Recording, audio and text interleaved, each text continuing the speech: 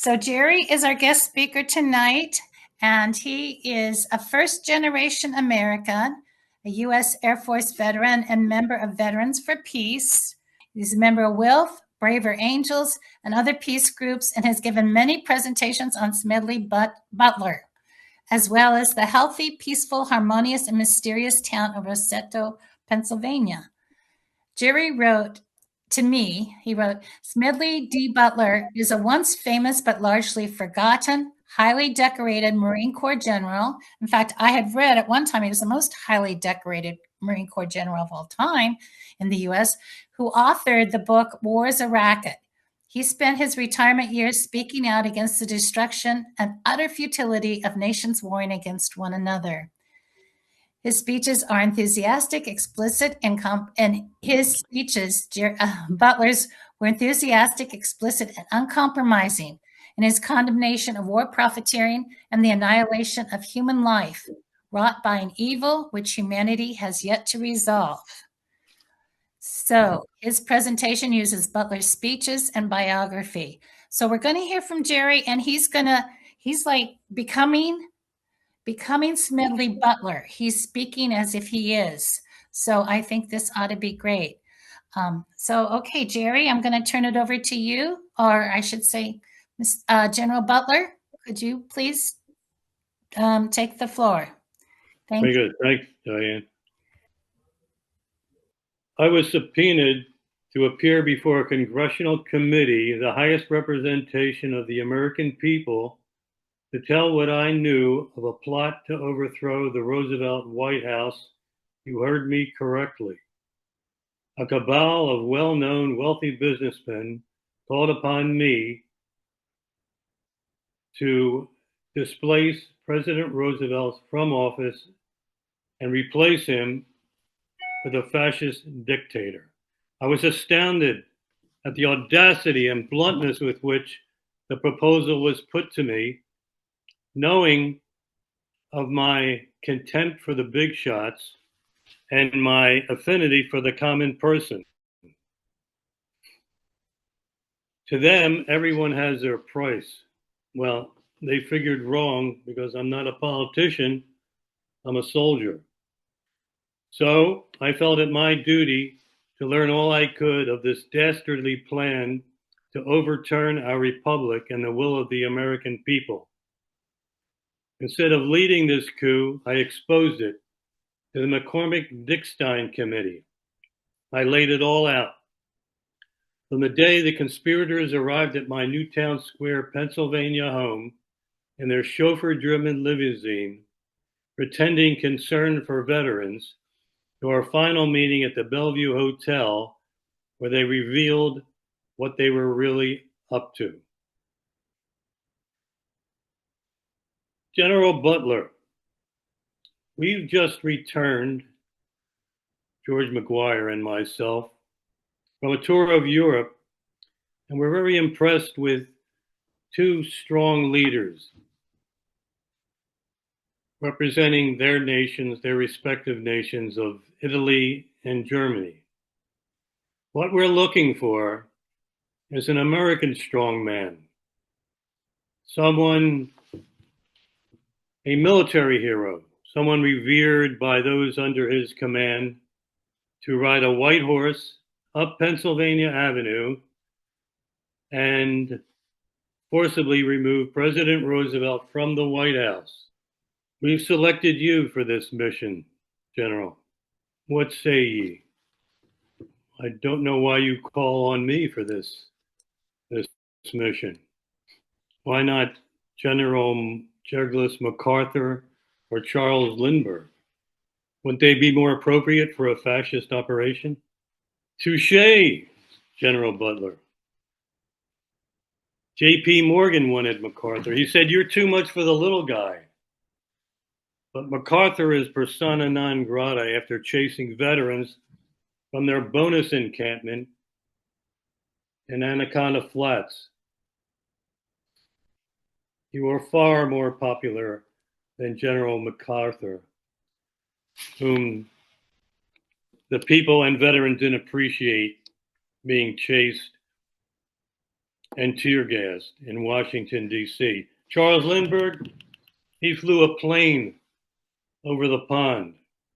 And although we appreciate his fascist leanings, he holds nowhere near the popularity as someone like yourself who has led men in many campaigns and has protected them every step of the way before and after their service. Listen, General, this will work. We've got big Wall Street money behind us. We've got the press in our pockets. They will print whatever we tell them. We'll say that Roosevelt is sick and too old, and the stupid American people will fall for it in a minute. Now, General, how would you like your mortgage paid off and your children's college expenses as well? Listen, McGuire, I believe in democracy. I appreciate the right to vote and the will of the American people. If you get 500,000 soldiers for this fascist idea, I will get my own soldiers and we'll have a war right here. And I'll kick your ass from here to Atlantic City. When the story hit the press, they had a field day with me. The headlines blared. Smedley Butler is like a Prussian con man. This is a plot without plotters. The best laugh story of the year. Utterly ridiculous. Too utterly ridiculous to comment upon, said Douglas MacArthur. J.P. Morgan chimed in. The New York Times, Time Magazine. So this is what I experienced. Now you may still have the right to vote for politicians who allow this of your democracy and your freedom. And I can tell you that if you don't become more involved in your politics and what your politicians do, I dare say few of you know even who your congressman is and what he's doing. You have the freedom to lose your freedom to those owned by Wall Street rather than those who represent Main Street. The choice is yours. I thank you for this time, and I thank Diane for allowing me to do Smedley Butler. Any questions? Well, thank you. So yeah, why don't you talk a little bit about the life of Smedley Butler, just a little bit? Yeah, Smedley Butler was born in Westchester, Pennsylvania, within walking distance of where I lived prior to moving out to Lancaster, Pennsylvania. And he joined the Marines at age 16. And he fought on 3 different continents. He was awarded 2 Congressional Medals of Honor, the highest honor of military award. And he saw and experienced firsthand how money and corporate influence create foreign policy and so much unspeakable hell for people throughout the world. And he was determined to do something about it, and he did so. He devoted his retirement to speaking out against war, wrote a book, War is a Racket, whose title explains it all. And nothing has changed. So how would you say this book was received, Jerry? It was received well in its time, but it's been forgotten. You know, I didn't learn about Smedley Butler in school or through the education system or through the mainstream media. I learned about him through Facebook. I never heard of him only a few years ago, which doesn't speak well for our education system, ignoring someone of this importance or our news media. And we see back into the time of Butler how they defend the big shots and ignore the common people. Mm. Well, don't you think it's the same way now? Of course, it's worse. Yeah. Just as bad now, yeah. Yeah. So are there any questions from anyone here?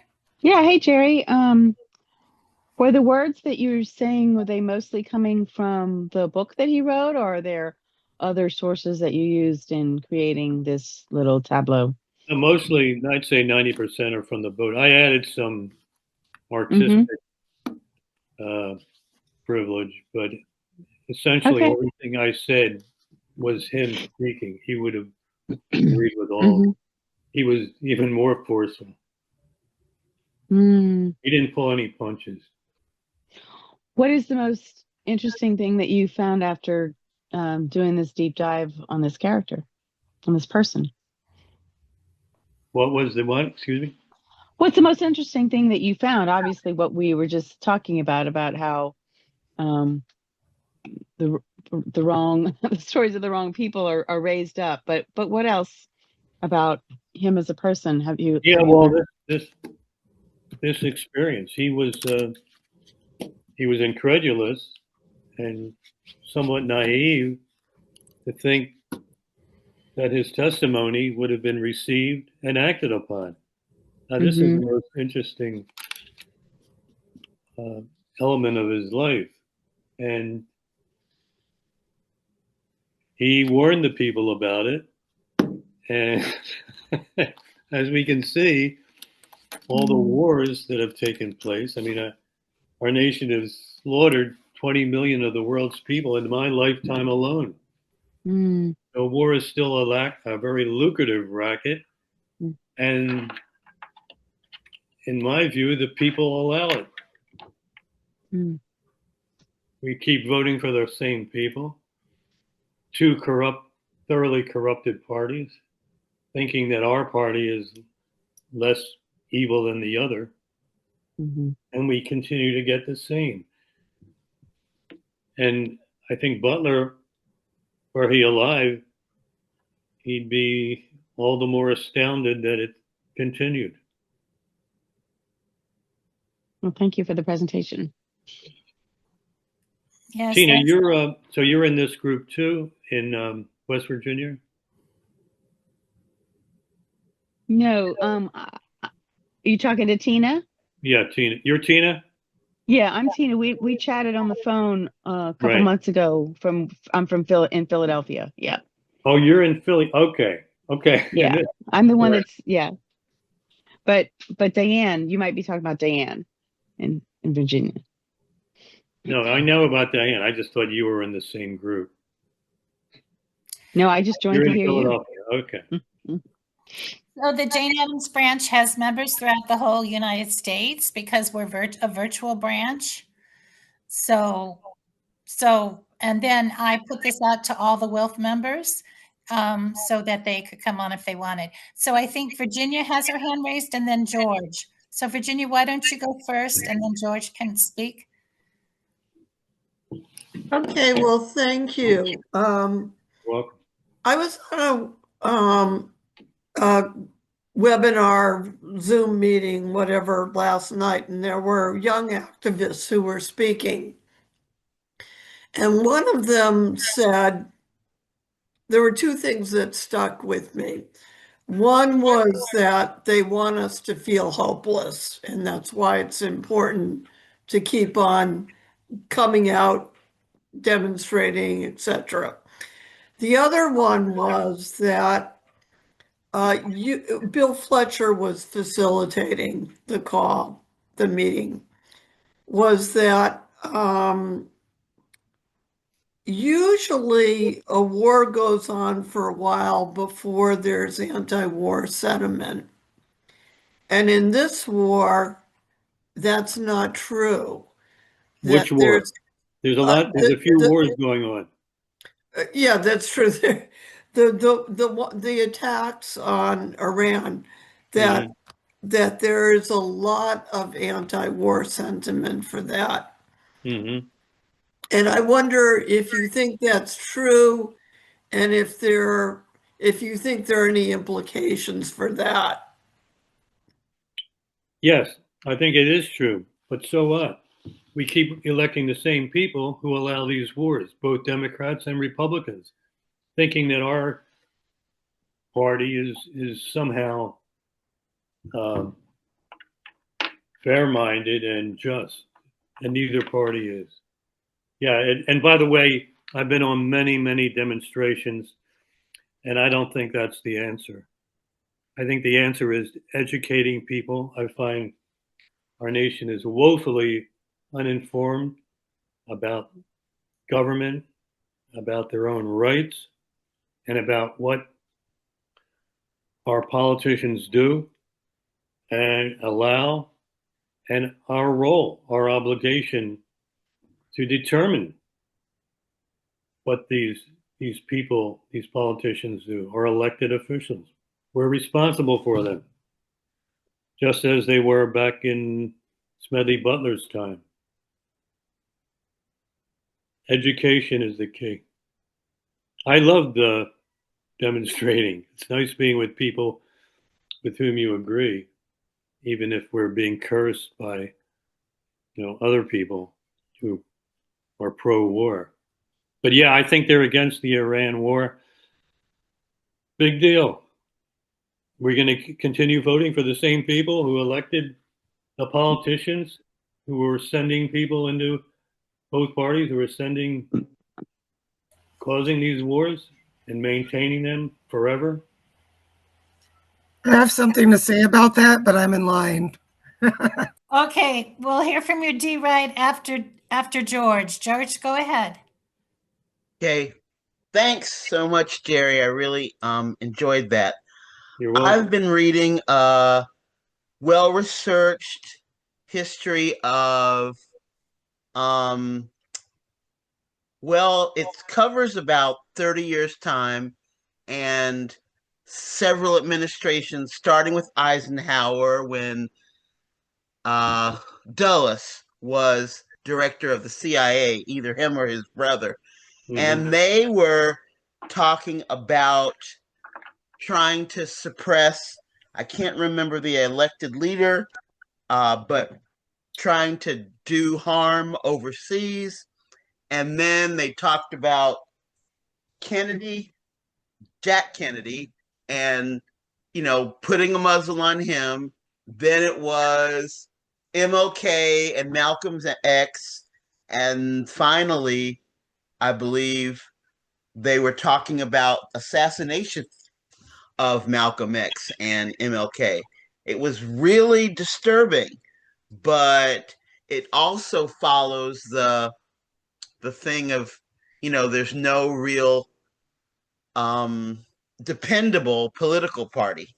I agree with that. I worked for the DNC briefly when I was in college, and I learned plenty. So no, never a Democrats, and I know the Republicans are as bad. But I was on a Zoom earlier with Michael McPherson, the head of Veterans for Peace, and this aggression in Iran is deeply unpopular. I'm in UFPJ, and I was one of the heads of UFPJ back in the Iraq War, and there was overwhelming support for protests then. There isn't now, but it's a lot easier to kill people cleanly. Not that murder is ever a good or clean thing, but, we killed those 175 children, and 13 people were lost that were, Americans or US citizens. So people don't think it's so bad. They think, oh, well, 13 for 175. Yeah, too bad they're children, but it does put whatever kind of pressure on Iran. So I'm wondering if you feel, with the legacy our country has of ignoring popular opinion and doing what the circle of evil folks elected by disillusioned voters. I don't know. But what is the way to turn that over?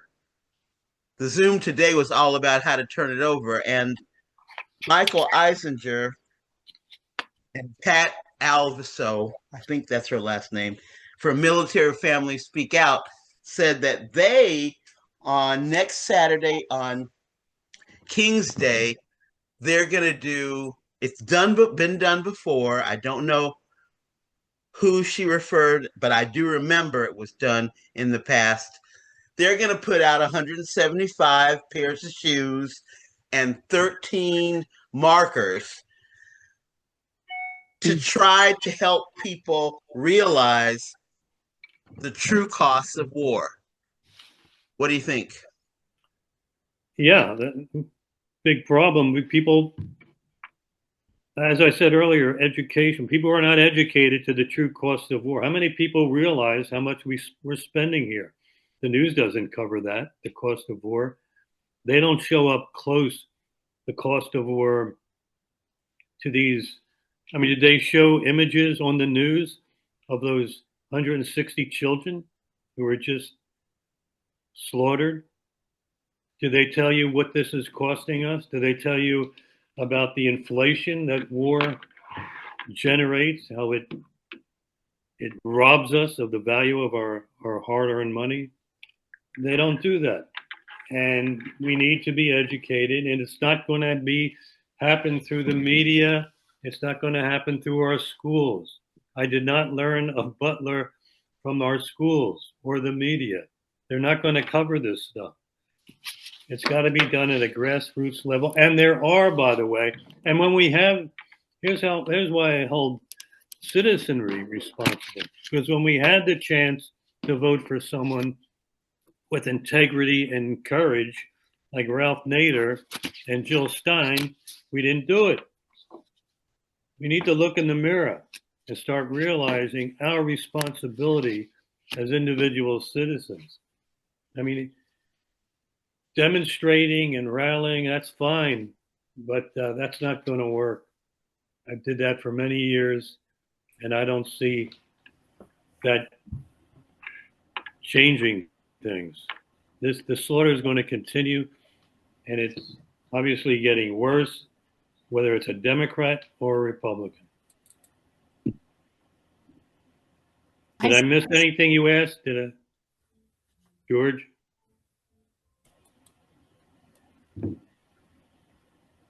You want to say anything more, George?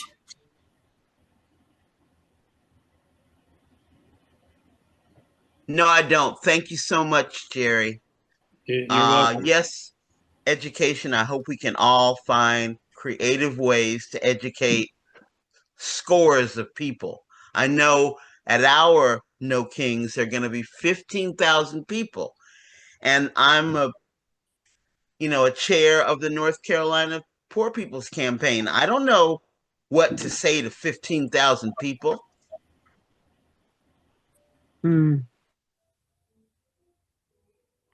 Well, can you speak to 15,000 people, George? Are they going to have? Are they going to have speakers, or it's just? Yes. Oh, they are. They are going to have speakers. I'm one of them. Oh, well, I think you can do pretty good presenting, kind of, what Jerry said and what you know, and I think that's great. That's great. You're going to be a speaker. Yeah. All right. From That your lips to reminds me God's of ears. Martin Luther King. Yeah, I can quote Martin Luther King. I can quote many people. But I will leave time for Dee to speak and other people. Thank you so much, Jerry. You're welcome. Okay, Dee. Hi, I have to take a few notes because I'm listening to you speak and I can connect on so many different levels. One of the things that you mentioned was the cost of war. It's apparently getting cheaper. There are 3D printers now where drones can be mass reproduced for about $3,500. Excuse me. It's $3,500. So if there are sleeper cells here, we will probably find out now that all hell's been unleashed. Secondarily, when we speak about educating people and the system, I can tell you that I joined an alternative party and I worked around the clock. I mean, really hard to advance that party. But what happened was the Democrats sent their rejects into that party, the ones that they didn't want in their party, to disrupt it and really upset the entire system that was in place and create chaos. And they did a great job, took over the steering committee, did all kinds of fun stuff. So it's very frustrating because I do believe that multiple parties is a solution to this. In other words, if you run on a certain platform and you don't follow through with what you promise, there's alternatives. It's not, the polarity that they've created where one says the other side is bad and here we go, push me, pull you, push me, pull you. Instead, you come in, you represent, or you're out. Yeah. The other thing is, I know that the media is just driving this. They're having so much, gas is getting really high, and it drives me nuts every time I see that on the media. Gas is getting high now. Anything to try to make Trump look bad, but what it does is just going to push him to drill faster in the Arctic and in other protected areas to meet that need that everyone's screaming about. So people need to consider, what it is that they're screaming out for. But yeah, going back to the alternative parties too, I know I was in a town that was in Minnesota, second, third largest area. I worked really hard for this alternative party to raise awareness. They used to be the largest area for this particular group. And what happened was they came after me. They came after my family. They brainwashed my daughter, tried to turn her against me. She was a teenager. I mean, it was just the different levels they went to try to suppress. And they came from state and they came from the national level What did they do, Dee? areas. Dee, what did they do? Well, discrediting a lot of the psyops, discrediting a lot of things that I'm like saying, like for instance, if I'm on a discussion list and I say something that raises awareness, they would send like 10 people to attack what I said and tear it apart. Well, when you're replying to 10 people, all people see is your name over and over again, and they're saying, hey, you need to not have these discussions and things like that, which, once again impacts your credibility. There were, like I said, some people came in and took my daughter out of my home when I was at a conference, moved her out, and I didn't know where she was. She had turned 18 like 3 months before. Then it turns out that they're well connected with the local Democrat Party. One of the senators calls me out of the blue, a guy running for Senate who's on a Democrat ticket. I said, how did you get my number? I'm not listed. I can't tell you that, but I just wanted to let you know I'm not about the party. I'd really like your support, blah, blah, blah, blah, blah. I'm about the person. And he's a great guy. But then later on, I find out my daughter has met with this man somehow. And because the family she moved in with was very actively involved in Democrats politics in that area. So, I mean, it took me a year to find out where my daughter was, and they knew she was my only child and that it would break me. And it did for a long time. But her being a teenager, she wants the boy, she wants to party, she wants to do all this stuff I wouldn't let her do. So they it was really dirty, a lot of the stuff that they did. And like I said, there was a lot of attacks on a state and national level. So I won't go into it too much, but they really, really discourage people from building alternative party movements. I could probably give a whole list of things some other time. If you're interested in email, I can list them out for you. But I just wanted to say, one of the approaches that you said we need other approaches, I'm 100% in agreement with you. I don't think they care if we're out in the streets or not. Although Minnesota got rid of them, some of the stuff they were doing here by coming out in the streets, but that was in the hundreds of thousands, not a few people on a corner waving a sign. But I think the approach, I formed a group called, an issue committee called DPAL, Domestic Prisoners of War here in WILPF. And that is a focus on domestic violence. I think the voices for peace that we need, those honorable, reputable politicians that we need, a lot of times are being beaten down before they even get out, a chance to get their lives started. So our focus is on healthy homes and people being able to grow up in a safe environment. And those are the leaders that we need that will speak up for the future. Because right now, the cookie cutter ones don't have that creative imagination that you learn from life experience and going through survival challenges. Thank you. D. Yeah. You live in Minnesota? Yes. Okay. Jesse Ventura is from Minnesota. He was a third party. I always admired Minnesotans for electing an independent who refused to speak to lobbyists. Lobbyists who, it's an interesting state. the It's a very interesting state. You might have contacted him, by the way. He's an activist, and he's definitely not liking this war. No, in Iran. What's he doing? I just saw somebody sent me a text message with something he had to say about it. It was pretty interesting. At the time, he was speaking out very strongly against the Iran war. But I will let everyone else speak, and if you'd like to email me, I can put my email in the chat. Thank you very much. I appreciate your presentation. And like I said, I invited a friend of mine who's a big fan of Smedley Butler's work. Who's that? He's also former military. Alfred. Okay. Very good. Thank you. Thank you. Okay, Craig, did you want to speak? You have your hand raised. Well, I've agreed with you, Jerry, since the 70s, and I've been trying to figure out what to do about all this and the money in politics since the 70s. And I demonstrated and organized demonstrations against nuclear war for the nuclear weapons freeze and showed movies, et cetera, et cetera. But yeah, I mean, it's the money in politics is the root of all evil. And Democrat, Republican, or whatever. We really need I don't know if anybody's heard of the Monroe Institute, but we need a whole change of consciousness. We need to treat all living things really well, help each other, be good, get rid of war and nuclear weapons and take care of the earth, the environment, and we all need to do this. We need to do things from our heart, not just our brain. We all have to do this from the heart, I mean, I don't know what to say, and I put a thing in there about, there's been a lot of consciousness research, science research and proof.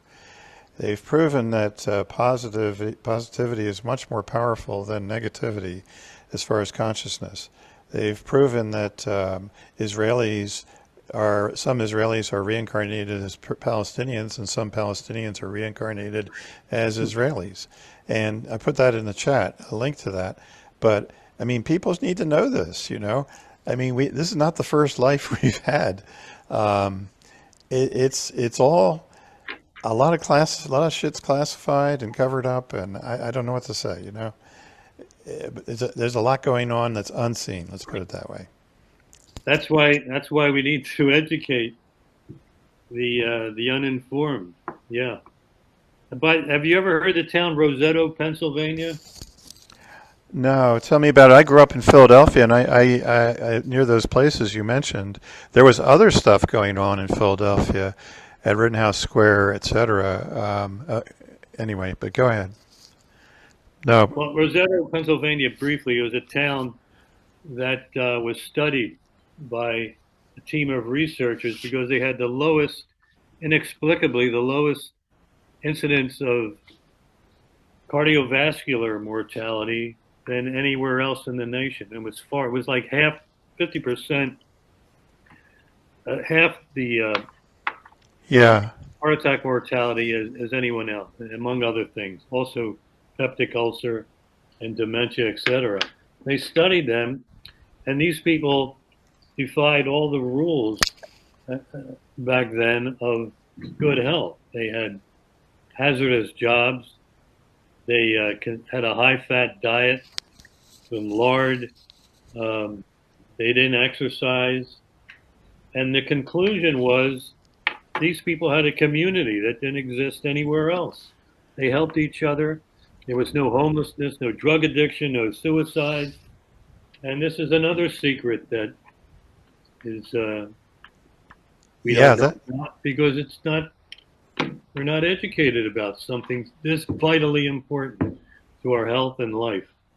yes, we need more cooperation and helping each other and less competition. Yes, I agree. That's a very interesting. Is it Roseto, Pennsylvania? Roseto.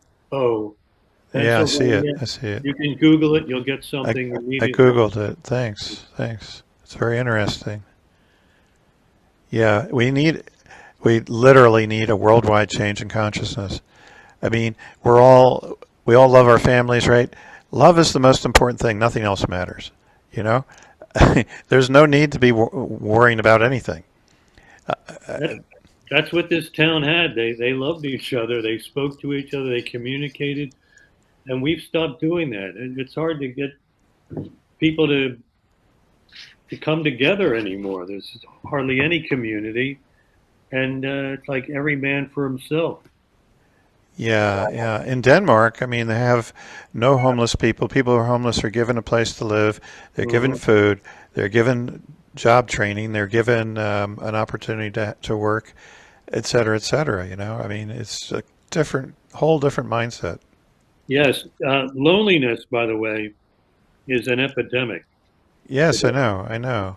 And there's all these old people who need companionship, et cetera. And in Davis, California, they required that only a third of the housing could be in a neighborhood could be high income, a third had to be middle income, and a third had to be low income, so that people didn't have to travel to go see the barber, and people of mixed incomes could talk to each other and help each other. Yeah, and by the way, that loneliness contributes to. It's like smoking 16 cigarettes a day. Among other things, I'm in the choir. It affects our physical health too. Yeah, we need positive solutions, but I'm in the choir. Yep, education. Okay, so I see that I'll let Tana speak first and then George. They both have their hands raised. So Tana, go ahead. Unmute. Yes, thanks, Diane.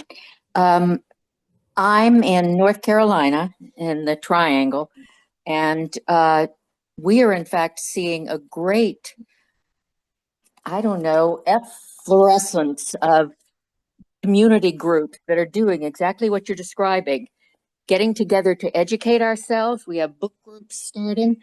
We have, that have started, and we are creating community, and we're looking at mutual aid, how to get involved with our mutual aid organizations, and the churches are getting involved and becoming more political.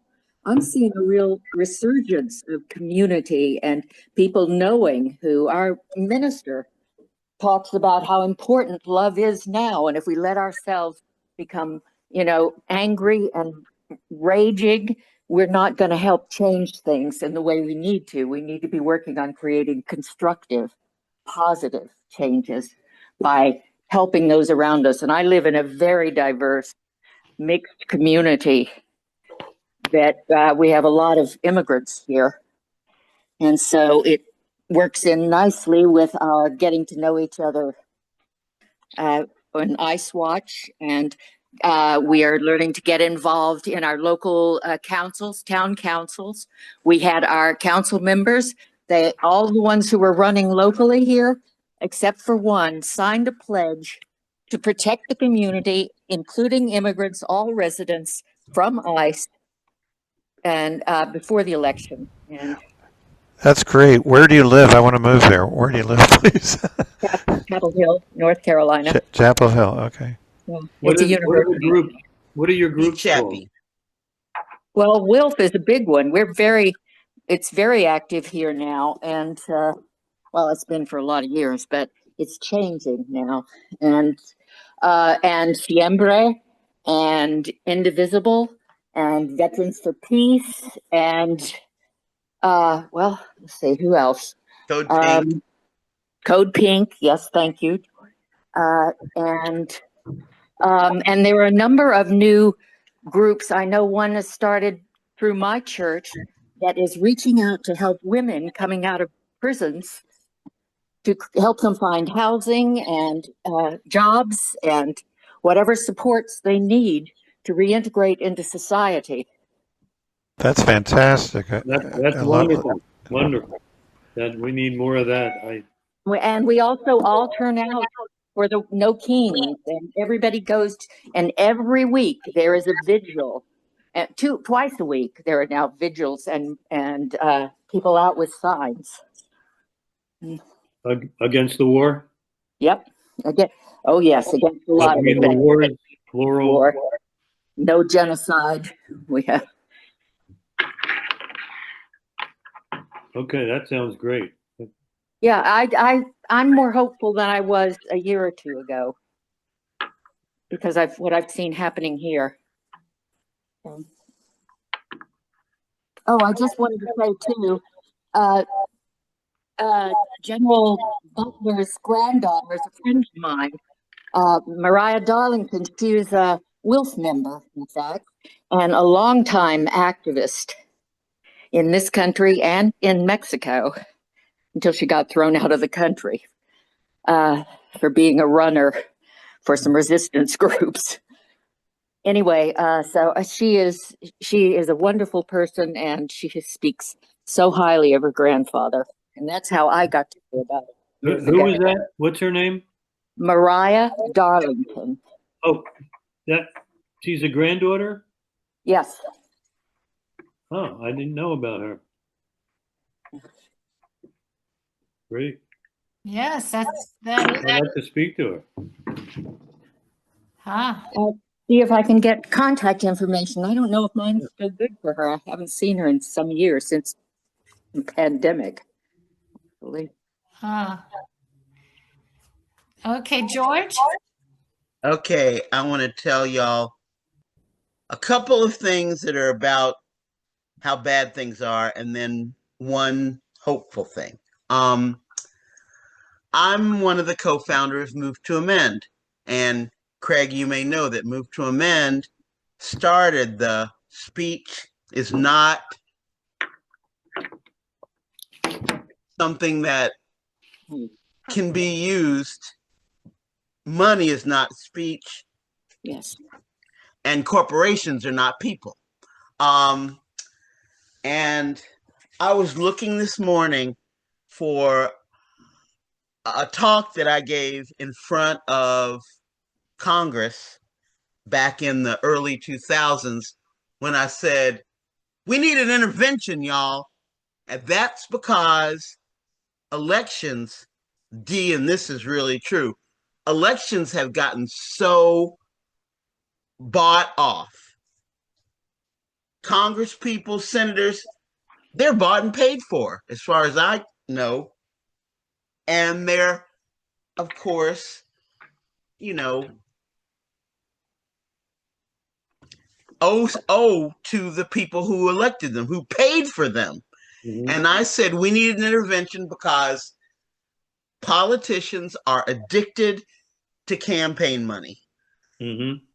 So much so that people's viability as a candidate is evaluated by how much money you raise. Mm. That's what people report on. How much money you raise, not what you believe in, not your principles.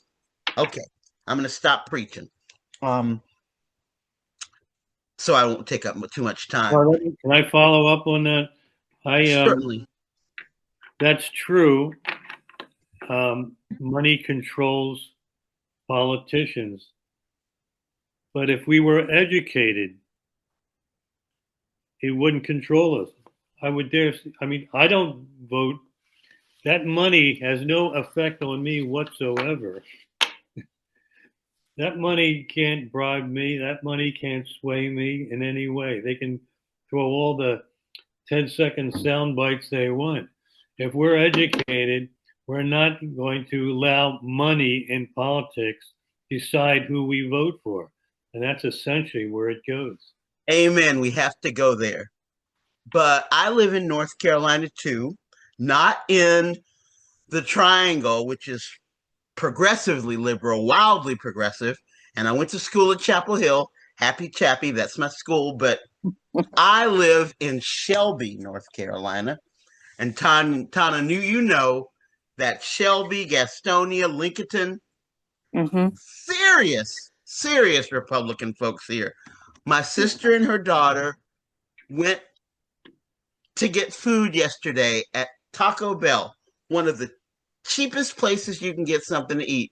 While they were there, a gentleman came in who is obviously homeless, and my sister said he was obviously homeless, and he asked if they would buy him a taco that costs $1.99. Well, they got him a taco, but they were getting quesadillas. Now, after he'd eaten his taco and drank his drink and he was still there, a man came in. Both of these men were of the same race, I will say. The man came in and got a whole tray of food. The same person asked him if he would get him a taco.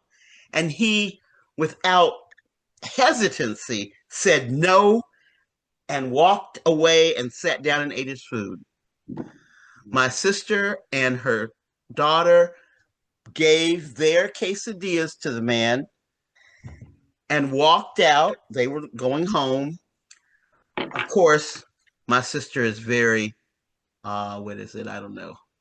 More vocal than me. I'm really an introvert. I don't do that much talking to people. And she made it clear that the other person was an idiot for not buying somebody a $2 taco. Yes, we need love to and change things. Absolutely. And education, yes, like Jerry said. And education, but it has to be in sound bites. The average literacy level in the US is 8th grade. So we can't overwhelm people with fact sheets or, data. We have to use meaningful things like healthcare, not warfare. And our values are not worth spending $1 trillion on war. It's terrible. Okay, I'm going to leave y'all with this short thing, but it's a lovely vision. It's my vision. Okay, there's 2 pieces to this vision. The first is we are having a party, a great celebration. We're outdoors, grass is soft, we can sit on the grass. We got music playing, we got kids running around, we have food. And on the other side of the river or the stream are the folks who are not voting the way we think they best can, or not holding their principles first and their morals first, and not loving each other in a way that means I care about you and you care about me. But they look over at the good time we're having and think, I want to get there. I want to be like those people. I want to be able to create a vibrant, vital vision of a different world. Not one that we're in now, but one that could be. And we can create that. So part of that different world, I'll say this, I'll try not to be emotional, but it does get me emotional every time. I've had this vision for maybe 20 years, but now I think it's becoming more and more relevant. So we're at a demonstration or a protest. And in the vision, I'm all white haired. I'm not white haired yet, but I'm getting there. And there are police called out to be against us. You know, when they have those, I don't know, shields up against their face and their chest, and they're ready to tear gas us. And I go up to one of those armed people, and I'm able to say to him, "Honey, you put that down. You put your gun down." And he says to the guy next to him, "You put your gun down." And the other guy, I just see them voluntarily putting down weapons and joining us. So I got through that without tears. That's been the first time in a while. But thank you so much for tonight. And we have to not connect with people's rage, but connect to their vision, connect to their hope, connect to their principles, connect to their morals, and love each other. Amen. Beautiful, beautiful. And there's nothing wrong with tears. No. Okay, well, if there aren't any other questions, I think it's been a wonderful evening. I want to open it up to anything that people want to ask about WILPF or anything else, if you have any questions or comments. But You do this once a month? we do it once a month, yeah. The third Wednesday every month. So people from members from all over the country can join Right. your group there in Virginia. Okay. Well, no. This is the group. This is the Jane Addams branch is virtual, so this is the only way we can meet because they're all over the country. So some of these people on this call tonight are in local branches, which is really ideal because then you can meet in person. But the Jane Addams branch can't meet in person unless we had a convention or something, which would have been great to have last year. But anyway. But Dee's from Minnesota, and she's joining you, right? Yes. She chose to be in the Jane Addams. Like the Jane Addams branch is for people who may not have a local branch or just can't make their local branch or whatever. So this is. Yeah, I'm 3 hours away from the Twin Cities, so they like to meet in person a lot, the branch that's here. And there's some issues too with a certain mode of thinking, let's put it that way. So it's better for me to be in a virtual branch if I want to be productive within WILPF. Yeah. So there are lots of people on this branch, and we had we have 12 people now, but the Jane Addams branch really has 500 people that get the information I send out. I send out all the stuff from the it's called the WILPF branches list, WILPF US branches list. So anyway, okay, Craig, you have your hand raised. Go ahead.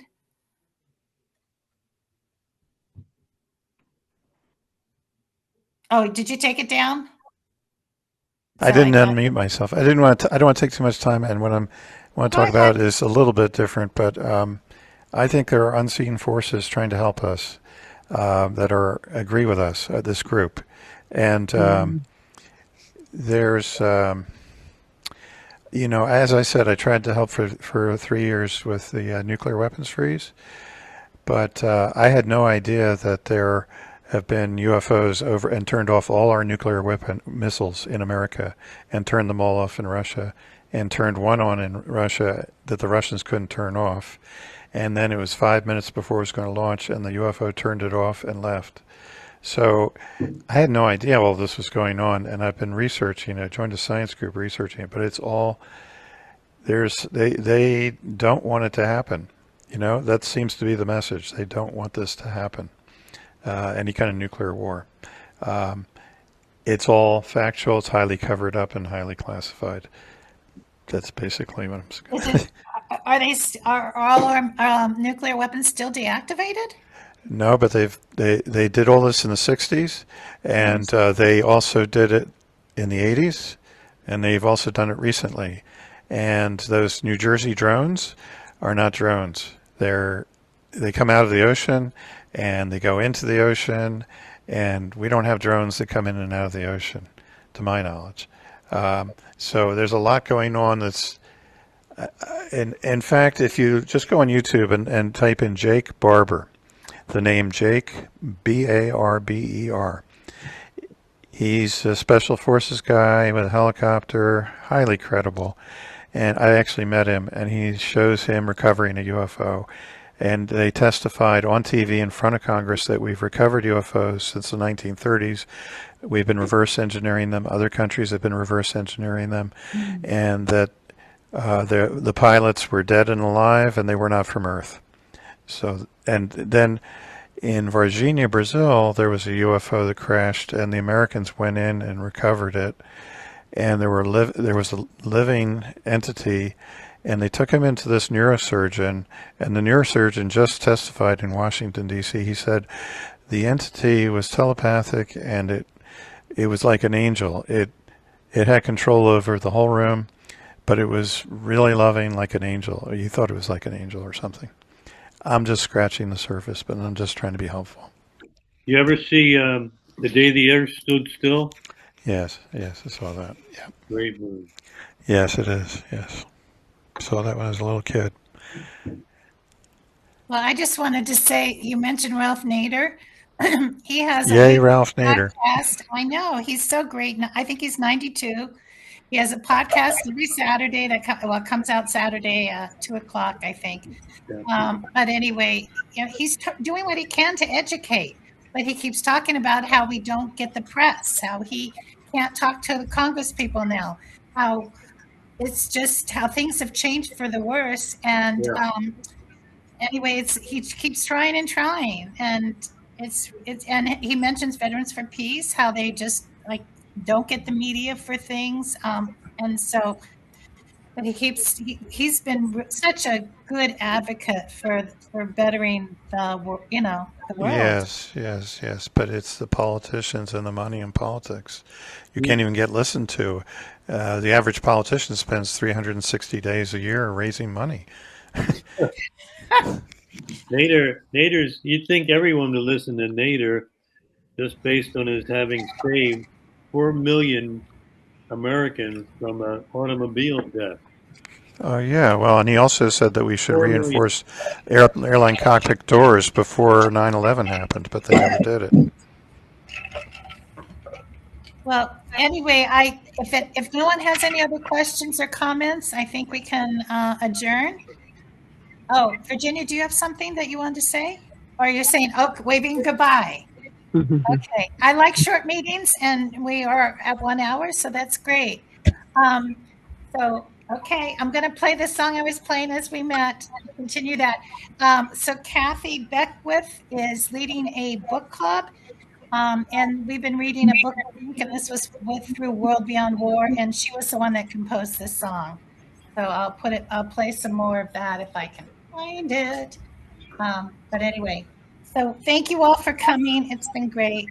Thank you. You could play Let There Be Peace on Earth. I could. Thanks, Diane. Diane, why don't you sing it? Oh, Peace on Earth? Yes. Oh, I wish Let there be peace on earth, and let it begin with me. I need Singing on Zoom There be is a peace on disaster. earth. Seriously, we try it on the Poor People's Campaign all the time, but we aren't able to be together. Yeah. Yeah, it's tough on Zoom. Very tough. It it's is. Tough in person. And then I always have to have the words and everything. So anyway, okay, I'm going to play this song that Kathy Beckwith sings. Story, a true story, and when that story came,